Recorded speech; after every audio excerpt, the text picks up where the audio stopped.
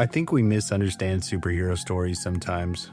We focus on the powers, the costumes, the big moments, but the part that actually stays with me is what happens when everything starts to fall apart quietly. Not the explosions, not the final fights, just people trying to hold themselves together. And that's why I want to talk about this character, because I don't think their story is really about being a hero. I think it's what happens when being a hero stops feeling manageable. Today we're talking about Spider-Man 2 and how it understands failure.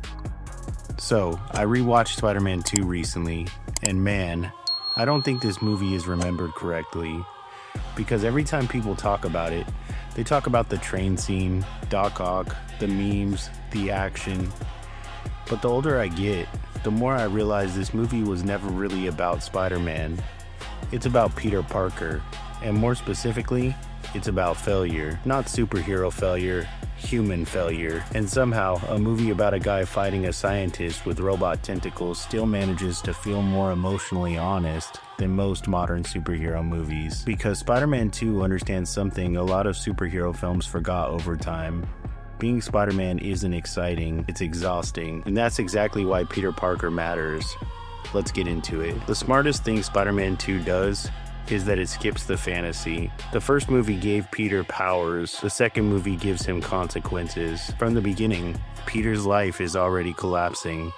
He's broke, he's late for everything, he's failing classes, he's losing jobs, he's disappointing people he cares about, and the movie never lets him escape it. That's important, because most superhero movies treat secret identities like an accessory. Spider-Man 2 treats it like a burden. Every decision has weight. Every moment pulls him in two directions.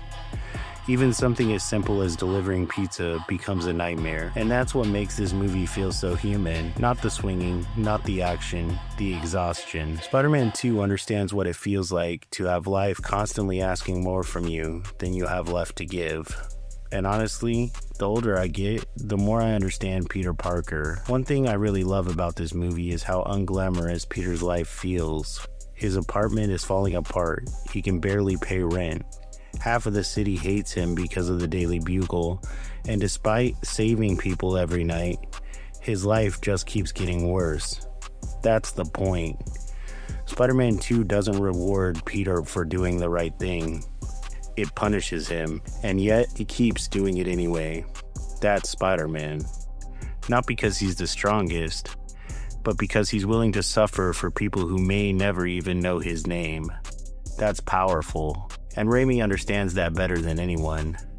There's a sincerity in these films that feels almost rare now. They're emotional, earnest, sometimes even corny, but they commit. And because of that, we do too. Now let's talk about MJ and Peter, because honestly, this relationship hits way harder as an adult. When you're younger, it's easy to think, just be together already. But Spider-Man 2 understands something more complicated. Timing matters. Life matters. Emotional availability matters. Peter loves MJ deeply, but he can never fully show up for her.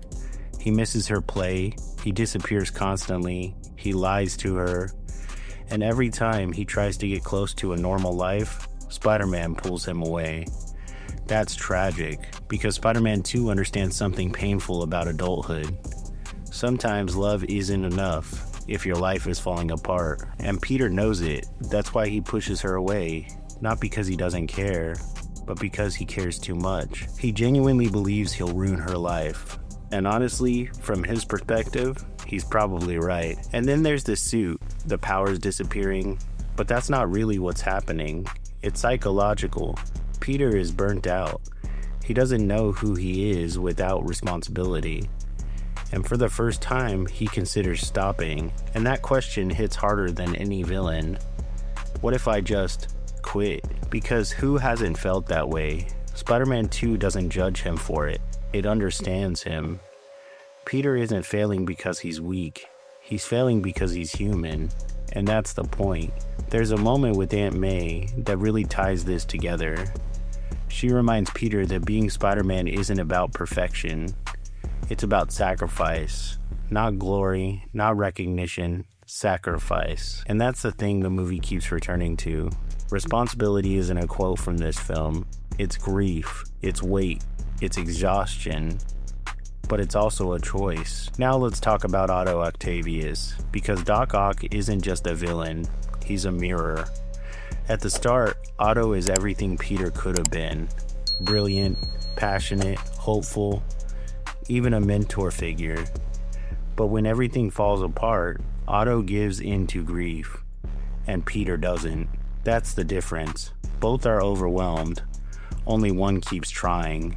That's why Doc Ock works, not because he's dangerous, but because he's possible. He shows what Peter could have become if he stopped getting back up. But there's another mirror in this movie, and it's one people don't talk about enough. Harry Osborn. Because, well, Otto represents what Peter could become if he gives up. Harry represents what happens when pain turns into resentment. Harry starts this trilogy as Peter's best friend, but in Spider-Man 2, you can already feel it cracking. He's isolated, angry, desperate for answers about his father, and slowly, that grief starts twisting into something else. Because from Harry's perspective, Spider-Man didn't just take his father away. Peter is protecting Spider-Man, and that line between friendship and betrayal starts to blur. What makes Harry so interesting here is that the movie doesn't rush him. It lets the resentment sit in the background, growing, breathing, watching, because this isn't the story of a villain yet, it's the story of someone becoming one. And if Otto is a warning, Harry is the consequence, and you can already feel where it's heading. And that's the thing about Spider-Man 2 that makes it so strong as a middle chapter. It's not just a story, it's pressure. Everything is building, Peter is breaking, Otto is failing, Harry is changing, nothing is resolved. Everything is tightening, like a storm before it hits. And then there's the train scene, which, yeah, still hits. Not because of action, but because of what it represents. For the entire movie, Peter is alone in his suffering. But in this moment, the city sees him. Not Spider-Man, Peter Parker. A kid, tired, barely holding on. And instead of rejecting him, they protect him. There's a hero in all of us. That line shouldn't work, but it does. Because Raimi actually spent 2 movies showing us New York as a living place. These aren't background extras. These are people Spider-Man has saved. And now, they save him back. That's the balance. That's the humanity. And that's why it still works. And honestly, I think that's why people reacted the way they did when Tobey Maguire came back in No Way Home. Because it wasn't just nostalgia. Nostalgia fades fast when there's nothing underneath it. It was recognition. That version of Spider-Man represented something different. Not a chosen one, not a multiverse anchor. Just a struggling guy trying to do the right thing anyway. And for a moment, you could feel that again in Spider-Man No Way Home, especially at the end, when Tom Holland's Peter is finally alone, broken, anonymous, sewing his own suit, living small.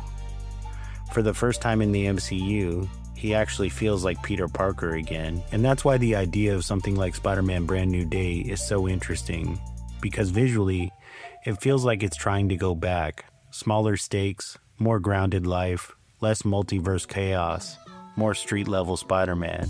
And that's exciting, but also, I can't help but feel a little cautious, because the modern MCU moves fast, and my fear is that before this version of Spider-Man really gets to breathe, he'll be pulled right back into multiverse-level events again, especially with Secret Wars looming. And don't get me wrong, the multiverse is fun, but Spider-Man has never been at his best when the stakes are the universe. He's at his best when the stakes are personal, rent, relationships, identity, survival. Because that's where Spider-Man 2 lived, and that's why it still hits so hard today. Spider-Man 2 isn't about saving the world, it's about trying not to fall apart while doing it.